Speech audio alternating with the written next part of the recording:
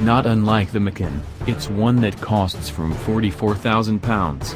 Only, of course, it doesn't really, because that gets you a standard 178 bhp diesel, and as soon as you're away from that entry model, what you're looking at is a car with a price of at least £50,000, most likely £60,000 to £70,000 and, in first edition trim, as much as £85,500.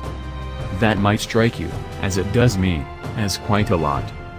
All models, 178 bhp diesel, 237 bhp diesel and 296 bhp V6 diesel, tested here, plus 247 bhp petrol, 296 bhp petrol and 376 bhp V6 petrol, drive-through and 8-speed automatic gearbox. There are two versions of that, depending on the torque they have to cope with. All models are all-wheel drive, too, but not in the traditional permanent Land Rover sense, nor even the newer Evoque sense.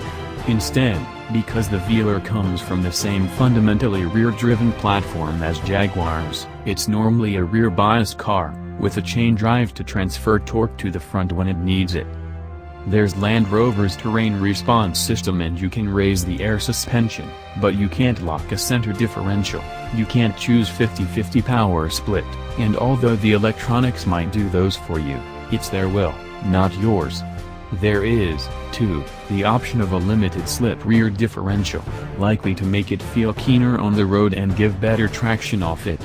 When it does come to off-road ability, it's probably whether the Velar's 2,500 kg towing limit is up to Pony Club towing that's more relevant than the 213mm coil springs, or 251mm air springs, ground clearance, or the 24-deg approach, 27-deg departure and 20-deg breakover angles, or the 600mm coil, or 650mm air way depth.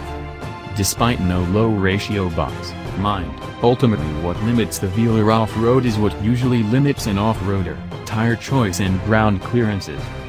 Plus you might not like to damage the aluminum body. Maybe you thought I wasn't going to mention it. I don't always, what with beauty being so subjective. But you can't not, can you? The Velar looks like the very personification of a concept car, to me. The real thing. Like it just stepped out of a salon. And the finish feels every inch the 70,000 pounds Range Rover. What an astonishingly good-looking car. What's it like? Anyway, as well as being too pretty to damage, the Velar is, I'm told, also the most road-focused Land Rover product yet. So although it's worth knowing if it'll get you to your shoot, it will, what's important is how it goes down the road. There's a notable sense of relief when a JLR engineer asks you whether it feels like a Range Rover, and you say yes, because I suppose there was a concern it'd feel too much like a Jaguar. It doesn't.